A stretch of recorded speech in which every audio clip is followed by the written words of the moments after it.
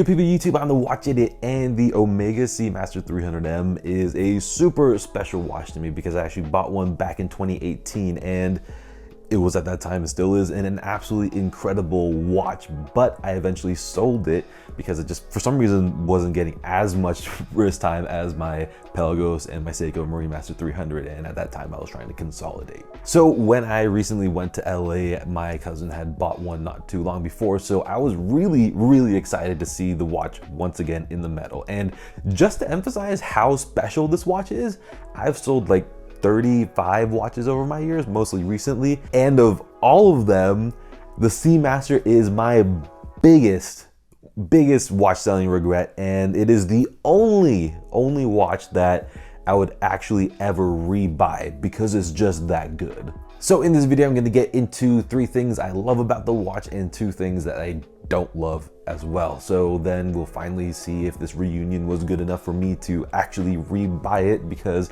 I have many thoughts on rebuying watches in general, and I want to get you guys' help on this dilemma as well, because I can't get my head straight around this. Because one second I'm like, yeah, I'm gonna buy it right now, I'm gonna sell some watches, get it right now because I'm in love with it so much, but then the next second I'm like rebuying is so stupid, like why would I ever do that?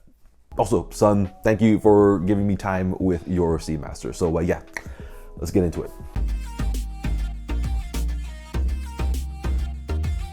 So first things first, as always, let's do the dimensions just so everyone knows what we're dealing with here. And yeah, we've got ourselves a 42.2 millimeter width, a lug-to-lug of 49.6 millimeters, and a thickness of 13.6 millimeters. So it's by no means a small watch, but on the wrist, it is unbelievably comfortable, and that's actually one of the biggest attractions of this watch. Also, considering that the entire watch looks completely modern, it doesn't feel like it's on the bigger side just for the sake of it. You know, everything has its place, so it works out nicely in terms of proportions as well. Oh, and the lug width is 20 millimeters, which is great because that's the best lug width as far as I'm concerned. But there is a slight issue with it, you know, which I'll get into a little bit later on. So on my 7.5-inch wrist, it looks more than okay, but you know, that's to be expected. But my cousin has a 6.5-inch wrist, and in real life, it looks great on his wrist as well, you know, which was a really nice surprise considering the numbers. But you know, the way the dial looks and the way that the lugs swoop in, it all helps it kind of wear a little bit smaller than expected. So yeah, it works on quite a wide range of wrist sizes.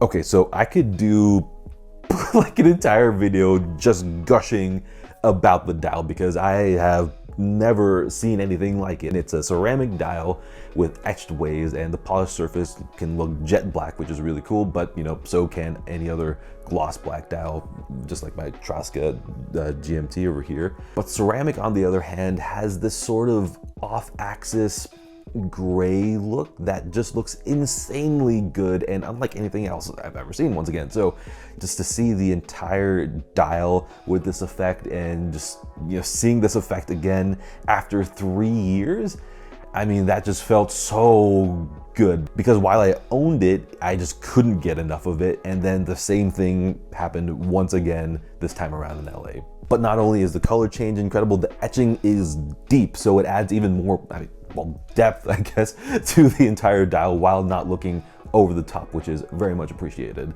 And then on top of that depth, the 3D indices look wonderful. I mean, I love me some good raised indices, but to see such great indices on such a dynamic dial is just like an overload of goodness, because it further accentuates how 3-dimensional these indices are, and then also for some reason like how gray the dial becomes, which is, like I said, another thing I absolutely love. So the depth of the waves plus the beauty of the ceramic plus the raised indices make for, I would say, the best looking dial that I have ever seen on a dive watch, like hands down, actually, for that matter. So this happened like so many times while wearing it.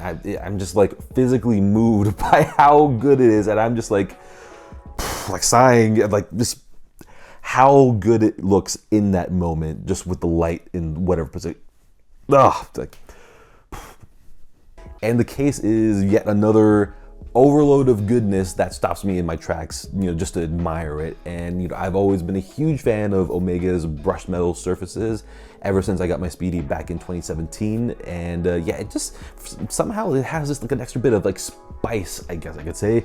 And so obviously with these Seamaster having an even larger brush surface, it looks even better and I enjoy it even more. On top of the brush surfaces, we have a bevel running along the top, which is something that I love seeing in any watch, but it swoops into the twisted lyre lugs, that Omega is so well known for. So seeing that contrasting finish, in such a manner is always just so next level, and just seeing the shape of the lugs is just so exciting. But the part that continuously amazes me is the corner view. I mean, so when the case side is lit up and the bevel is dark, it just exaggerates the contrast between the brushed and polished surface, and it highlights just how spicy, flat and smooth and just well done that brush finish is, just seeing it on the entire side of the case. I mean, it's just, I love seeing it from that view. And then many times it happens that I see this contrast and I see the grayness of the ceramic dial and bezel at the same time, and this is when I just take pictures of that view. And yeah, I've been honked at so many times at traffic lights because I just get lost in these reflections and just... So this is a somewhat new addition, but the rubber strap that comes with the rubber strap variant of the Seamaster is probably the best rubber strap that I have ever worn. And it should be, because buying it separately is like $370 last time I checked, so it probably is more right now. And also, for whatever reason, like whenever I wear it, it just fits perfectly on my wrist. I mean, the holes are just the right spacing and it's just perfect from day one.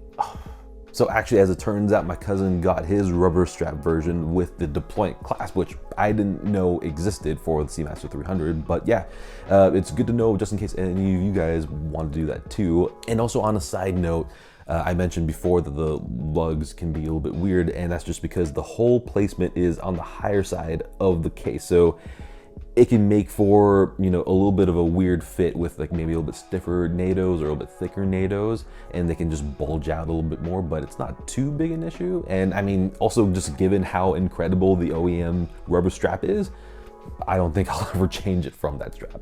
So when I bought my Seamaster in late 2018, I bought it on the Bracelet because I always buy the Bracelet versions of the watches because I'll have that and then I'll just wear whatever straps I want to at that time. But literally after wearing the Bracelet for like 3 days, I took it off and never wore it again because it's a 20mm non-tapering bracelet, so it just looks bizarre to me and proportionally all wrong. And on top of that, just the whole thing weighed like a ton. So yeah, I mean, definitely I'm never gonna get the Bracelet, and I'm glad because it just saves me money. But that being said, it is a shame because the clasp had a nice micro adjust system and the Bracelet itself looks really nice. I mean, it's very Omega Seamaster 300M.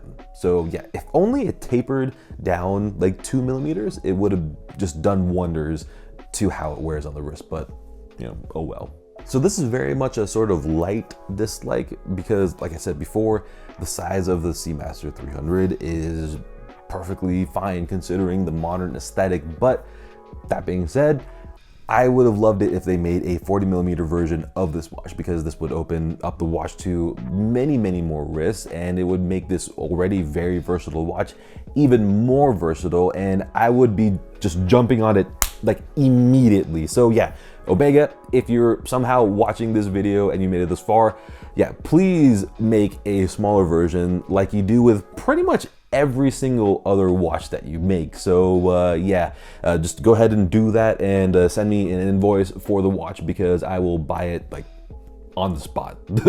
At this point, it is very clear to see that I really love this watch and I genuinely want one back in my collection and on my wrist. But that then would be a rebuy. And for me, there's technically nothing wrong with rebuying a watch at all, obviously, but there's very much a reason why I've never to this day rebought a watch.